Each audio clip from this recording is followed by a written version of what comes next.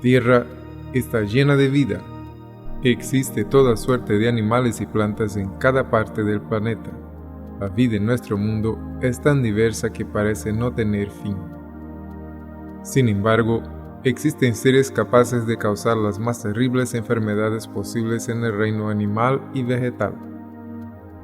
El ser humano es la especie dominante del planeta, pero no está libre de la mortal acción de estos seres, los cuales son los virus, las bacterias, los hongos y los parásitos. Enfermedades infecciosas.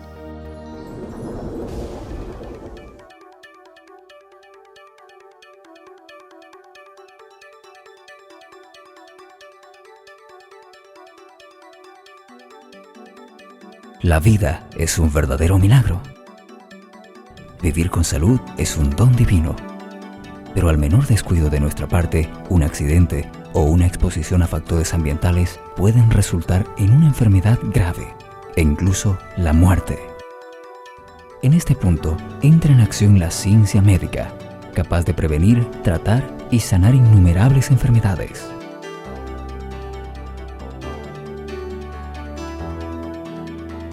Crónicas de salud.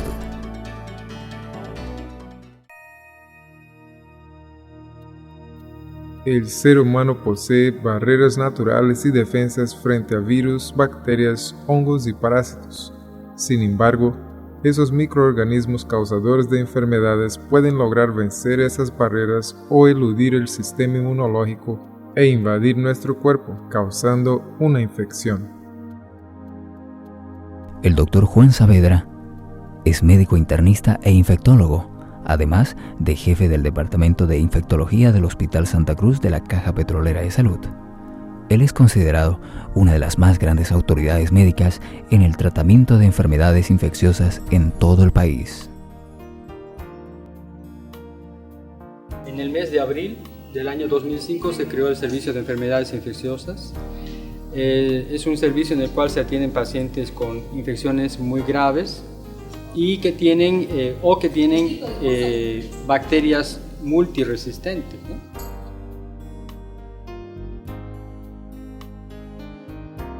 La mayoría de nuestros pacientes que entran con infecciones muy graves salen curados de las infecciones y además salen contentos, ¿no? Al principio se sienten un poquito mal por el hecho de que vienen de una sala común donde se les permite estar con sus familiares, etcétera, etcétera. Pero al ingresar acá, como es un área de donde se debe cumplir con la bioseguridad, entonces la visita queda un poco restringida. Al principio eso molesta al paciente, pero después se acostumbra y más bien le gusta que cuando lo atiendan cumpliendo normas de bioseguridad. Y los pacientes se van muy contentos. Aunque la ciencia médica cuenta con un arsenal de potentes fármacos antivirales, antibióticos, antimicóticos y antiparasitarios, la guerra contra estos agentes infecciosos es cada día más difícil, pues frecuentemente surgen nuevos subtipos más fuertes y más resistentes a la acción de los fármacos. Cada país o región del planeta es afectada por un cierto grupo de esos microorganismos infecciosos, pero algunas enfermedades son comunes a varios de ellos. La tuberculosis es un buen ejemplo de ellas. Tenemos una lista de alrededor de 14 enfermedades que son criterios de internación a este servicio. Entre ellas, por ejemplo, tenemos pacientes con sepsis, pacientes con meningitis o con encefalitis, pero que tengan un Glasgow mayor a 10, pacientes con tuberculosis pulmonar, pacientes con infecciones multiresistentes, por bacterias multiresistentes, pacientes con infecciones intrahospitalarias, pacientes con neumonía severa, pacientes con enfermedades que necesitan de aislamiento respiratorio aparte de la tuberculosis como sarampión o como varicela. Este servicio también está preparado para atender a algún caso probable de influenza aviar, que en este momento es una pandemia que está preocupando a la Organización Mundial de la Salud y a todos los países, ¿no? y es un servicio que también está preparado para atender a las infecciones oportunistas que aparecen en los pacientes que tienen disminución de defensas, ya sea por estar infectados por el virus HIV o ya sea porque están recibiendo un tratamiento inmunosupresor por enfermedades reumáticas o con un grado de inmunosupresión a consecuencia del cáncer. De todos los pacientes que se han internado acá, los más importantes son las infecciones intrahospitalarias por bacterias multiresistentes. Generalmente tenemos pacientes con infecciones por Pseudomonas multiresistente, infecciones por estafilococo dorado multiresistente sensibles solo a vancomicina, en los cuales se debe aplicar aislamiento de contacto. Tenemos también pacientes con tuberculosis pulmonar con baciloscopía positiva. El día de ayer dimos de alta a una paciente. El criterio de alta es que el paciente tenga baciloscopía negativa en su control para que vuelva a su comunidad, a su familia, a su lugar de trabajo, sin tener el riesgo de poder infectar a las personas que están en su entorno. La tuberculosis es una infección causada por un microorganismo llamado Mycobacterium tuberculosis, también conocido por bacilo de Koch. La enfermedad suele afectar los pulmones, pero también puede ocurrir en otros órganos del cuerpo, aún sin causar daño pulmonar. Esa enfermedad ocurre en todo el mundo. Con el surgimiento del síndrome de la inmunodeficiencia humana o SIDA, el número de los casos de la enfermedad aumentó bastante. La Organización Mundial de la Salud estima la presencia de cerca de 6 millones de nuevos casos de tuberculosis activa en el mundo cada año. Cerca de un tercio de las personas infectadas fallecen. La tuberculosis es más común en las áreas del mundo donde hay mucha pobreza, promiscuidad, desnutrición, mala condición de higiene y una salud pública deficitaria. Los países con mayor incidencia de la enfermedad son los subdesarrollados o en vías de desarrollo.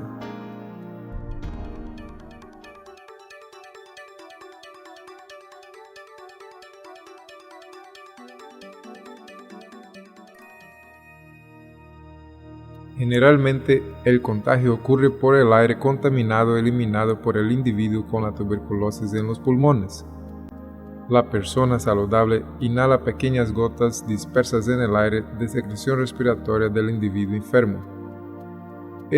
Al toser, estornudar o hablar, esparce en el ambiente las pequeñas gotas contaminadas que pueden sobrevivir dispersas en el aire por horas desde que no tengan contacto con la luz solar.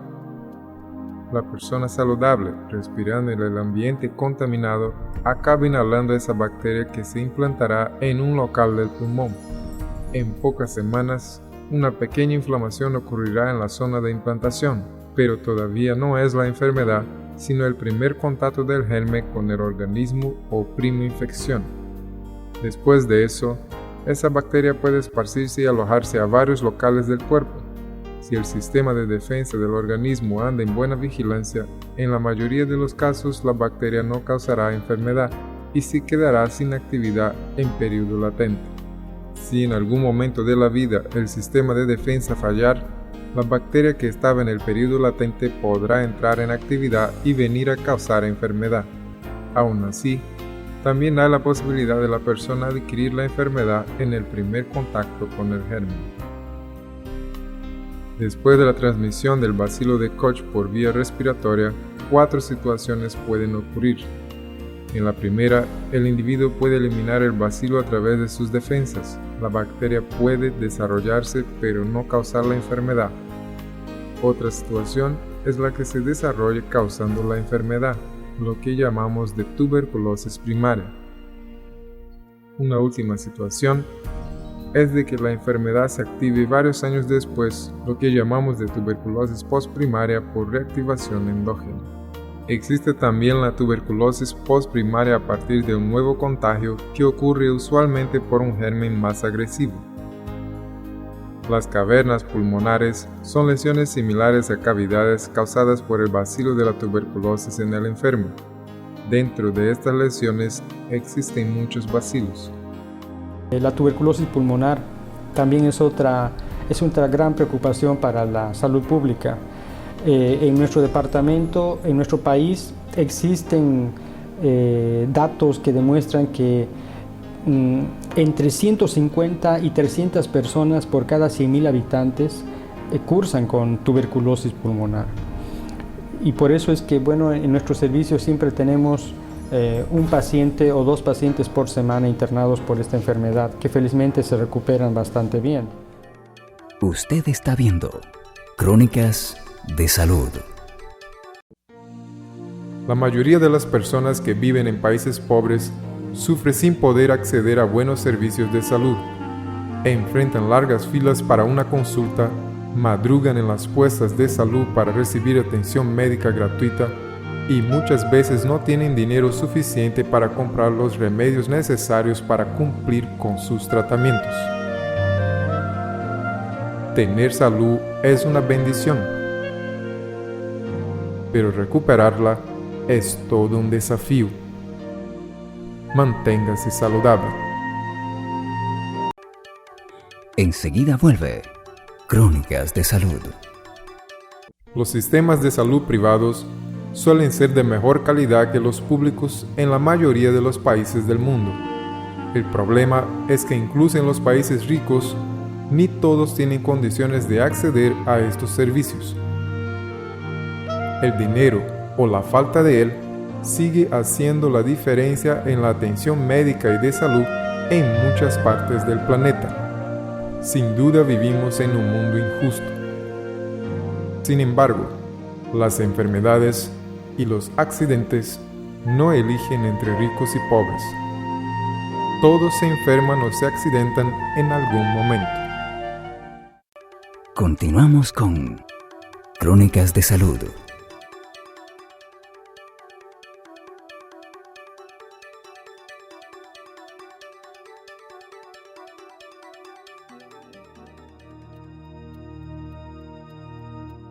La intensidad del contacto es importante.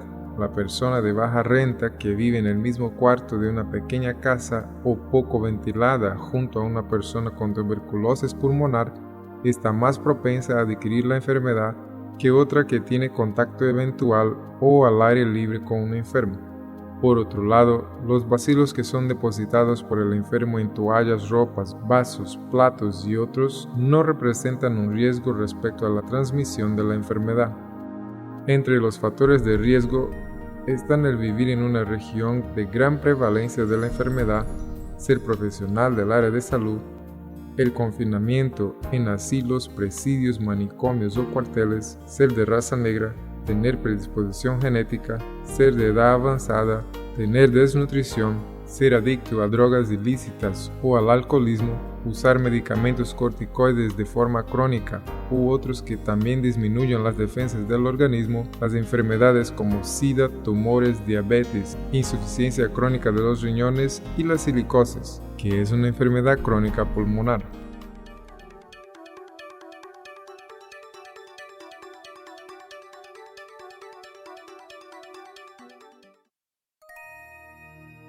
El diagnóstico presuntivo está basado en las señales y síntomas relatadas por el paciente, asociados a una radiografía de tórax, además de la colecta de la secreción del pulmón. El catarro puede ser recolectado al toser. Encontrando el Mycobacterium tuberculosis, está confirmada la enfermedad. Existen aún otros métodos diagnósticos para auxiliar al médico cuando necesarios. A pesar de afectar principalmente el sistema respiratorio, la tuberculosis puede instalarse en varios otros órganos del cuerpo, causando la llamada tuberculosis extrapulmonar, la cual puede dañar cualquier órgano, principalmente los riñones, el cerebro, el hígado y varios otros.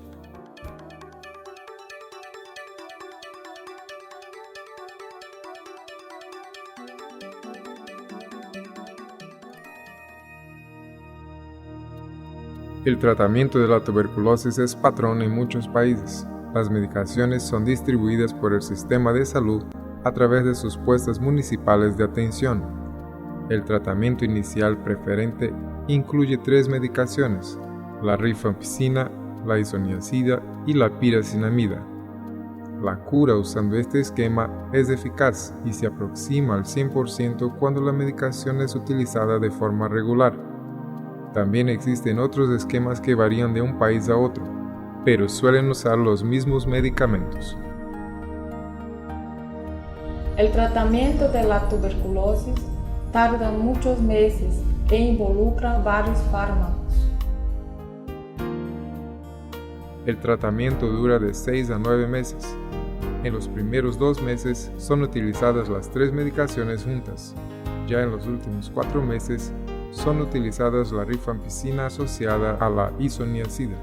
El motivo de la utilización de más de una medicación contra el mismo germen es que la tasa de resistencia del microorganismo a este esquema triple es baja. Los medicamentos actúan en lugares diferentes de manera conjunta. En caso de embarazo, el tratamiento no debe ser alterado. Debe ser realizado el esquema rifampicina, isoniazida y pirazinamida con duración de 6 meses.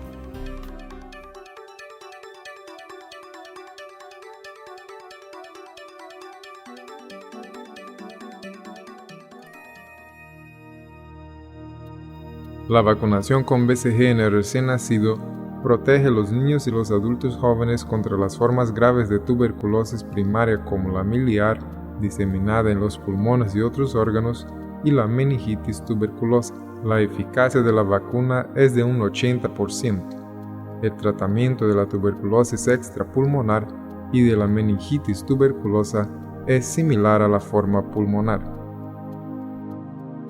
La tuberculosis sigue siendo un gran problema para la salud pública moderna, una vez que muchos países todavía se enfrentan con esta patología con mucha frecuencia y como su característica o naturaleza es infecciosa, una vez que es producida por una bacteria, se han tratado de lograr programas más efectivos, incluso con vacunas desde temprana edad, pero aún así tenemos pacientes adultos que llegan a presentar la enfermedad, incluso no solo afectando los pulmones, sino que a varios otros órganos del cuerpo. Además de la tuberculosis, existen otras enfermedades infecciosas bastante comunes en nuestro medio, pero el tratamiento de las enfermedades virales, fúngicas o bacterianas se ve muy afectado por la resistencia que algunos microorganismos presentan frente a los medicamentos. Es necesario cumplir cabalmente con el tratamiento médico. El paciente no debe comprar otros medicamentos que no sean indicados por su médico para su tratamiento. Él también debe volver a consultar con su médico cuando los síntomas no desaparecen para que se pueda corregir la dosis o cambiar el fármaco. El paciente nunca debe automedicarse una vez que los fármacos, cuando mal utilizados, pueden hacer que muchos microorganismos se vuelvan más resistentes a los tratamientos convencionales. Es importante que usted considere que en la guerra contra los virus, las bacterias, los parásitos y los hongos, usted tiene un papel fundamental y puede ayudar bastante a combatir y vencer a muchos de estos microorganismos. Para tanto, basta que usted pueda cumplir siempre con las orientaciones médicas que el profesional de salud le ha indicado. Hemos tenido también pacientes con hepatitis aguda, pacientes con infecciones por HIV y infecciones oportunistas que producen el HIV, el cáncer o la terapia inmunosupresora. El HIV en nuestro medio, al igual que en todos los países, es una preocupación de salud pública. Es una preocupación importante porque a pesar de los esfuerzos que se están haciendo en prevención, se observa que el número de casos cada vez está creciendo y es una pandemia que está prácticamente fuera de control. Acá también se atendió a una paciente que estaba embarazada con HIV y que se aplicó un protocolo para prevenir, un protocolo de tratamiento para prevenir que el niño nazca infectado. Eso fue el año 2005. Entonces, creo que fuimos el primer hospital en Santa Cruz donde se aplicó en una embarazada infectada con HIV el protocolo ACTG utilizando AZT. En cuanto a otras enfermedades que son de interés ya más general, la enfermedad de Chagas es otro problema de salud pública porque la mitad de nuestra población, el 50% de nuestra población, está en riesgo de adquirir la enfermedad de Chagas porque vive en zonas tropicales, ¿no?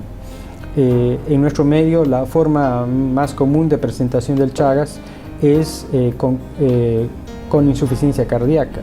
El paciente viene con datos de insuficiencia cardíaca, con un corazón agrandado, a veces acompañado de arritmias. La presentación clínica más frecuente del Chagas crónico es la insuficiencia cardíaca. Entonces el paciente necesita recibir un tratamiento para insuficiencia cardíaca, para las arritmias que acompañan a la insuficiencia cardíaca o para los trastornos de conducción que acompañan a la insuficiencia cardíaca, y además administrar el tratamiento específico, el benznidazol. Otras formas menos frecuentes de presentación del Chagas son la dilatación del esófago, llamado megaesófago o acalasia, y la dilatación del intestino grueso, llamado también megacolon, que se manifiesta fundamentalmente por estreñimiento. Un estreñimiento que en los estadios terminales se vuelve refractario al tratamiento médico y que necesita que el paciente sea intervenido quirúrgicamente para resolver este problema. Otras enfermedades que son también muy importantes son las enfermedades de transmisión sexual. Entre ellas, aparte del HIV, están la sífilis, la gonorrea, el linfogranuloma venéreo, el herpes simple, que se observan en la consulta externa, tanto en el consultorio de enfermedades infecciosas como en el consultorio de urología, de ginecología y de dermatología. El uso del preservativo como método mecánico para evitar la infección por HIV también sirve para evitar la adquisición de otras enfermedades por transmisión sexual. En cuanto a enfermedades tropicales fuera del Chagas, en nuestro medio, en nuestra región, la malaria por Plasmodium vivax es una causa importante de fiebre, y en las zonas fronterizas con el Brasil, la malaria por Plasmodium falciparum, que es resistente a la cloroquina, es también una causa frecuente de internación. Y en este tipo de pacientes con infección por Plasmodium falciparum, las presentaciones clínicas son de una malaria grave. Son pacientes que ya vienen a la consulta con disfunción de algunos órganos y que necesitan internarse en un servicio de infectología o de terapia intermedia o de terapia intensiva.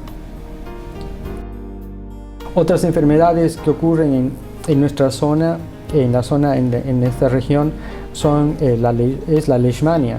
La leishmania que puede comprometer la piel o las mucosas. Entonces, estos pacientes, después de hacer el diagnóstico, necesitan un tratamiento con un medicamento que se llama glucantime y que se lo administra por lo menos durante 28 días. Y dado que este medicamento puede producir efectos adversos a nivel del corazón, del riñón, del hígado, necesitan de un tratamiento supervisado. En estos pacientes hay que hacer un monitoreo de pruebas de función para ver si no hay daño de algunos órganos. Las parasitosis también son una causa frecuente de consulta. La infección por uncinarias, la infección por teniasis son una causa frecuente. Y como complicaciones de las teniasis, algunos pacientes desarrollan formas clínicas en el cerebro que se llaman neurocisticercosis. Estos pacientes con neurocisticercosis generalmente acuden a la consulta por presentar crisis convulsivas o a veces grados variables de depresión del sistema nervioso central, y en estos pacientes el estudio importante es la tomografía o la resonancia magnética, que muestra la presencia de un quiste viable. Otras parasitosis menos frecuentes en este hospital son la hidatidosis pulmonar, pero también tenemos otras infecciones como amebiasis y giardiasis que se ven generalmente en la consulta externa. En 2003 ingresó al país el serotipo 3 del dengue y tuvimos muchos pacientes internados por complicaciones con dengue y algunos pacientes con dengue hemorrágico. Entonces, desde el 2003 esta enfermedad se ha vuelto endémica y es una causa frecuente de internación en este hospital. Hemos elaborado un protocolo de tratamiento para el dengue hemorrágico, para el shock por dengue y para el dengue en embarazadas. También se ha elaborado unas normas para el uso racional de antibióticos, que es un problema serio en todo el mundo. Estamos utilizando de una manera no racional los antibióticos y esto está dando origen a la resistencia a los mismos. Entonces, en el futuro próximo nos vamos a quedar prácticamente sin antibióticos. Es una necesidad que en todos los hospitales se apliquen políticas locales, institucionales, para normar el uso de antibióticos en los casos que estén indicados. Uno de los grandes desafíos de la salud pública es lograr combatir con éxito la automedicación.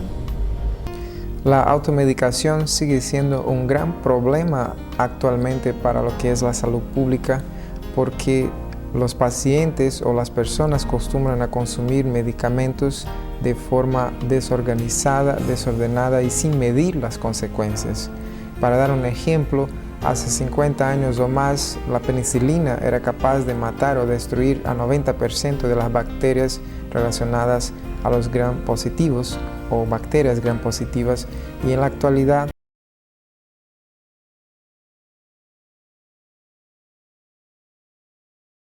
enfermedades que los criterios de internación, ¿no? Ahí está, por ejemplo, la sepsis, meningitis, encefalitis, neumonía severa, tuberculosis, endocarditis, hepatitis, infecciones de piel, partes blandas, infecciones en pacientes con defensas disminuidas como pacientes con HIV, con cáncer, trasplantados, infecciones por bacterias multiresistentes, el dengue hemorrágico, que es una enfermedad endémica en este momento en nuestro país. Algún caso de fiebre amarilla tiene que internarse acá. Los pacientes con herpes zóster diseminado, con sarampión, varicela. Y si hubiera algún caso de influenza aviar, tiene que venir a este sector. Este sector está preparado para este tipo de pacientes, ¿no? Entonces ya tenemos un listado que está vigente desde hace 3 años de qué tipos de pacientes se internan. Y son las infecciones que están acá son, como les decía, las infecciones más graves que están en el hospital.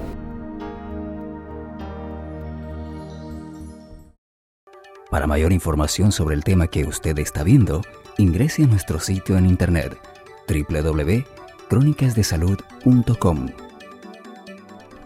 Existen innumerables enfermedades y accidentes en los cuales no es posible alterar el curso de su desarrollo, prevenir a que ocurran o sanarlas por completo.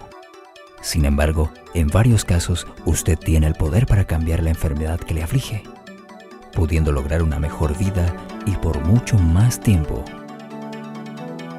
La pregunta es, ¿usted hará buen uso de este poder?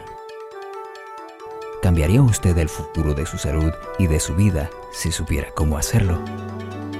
Nosotros podemos ayudarle.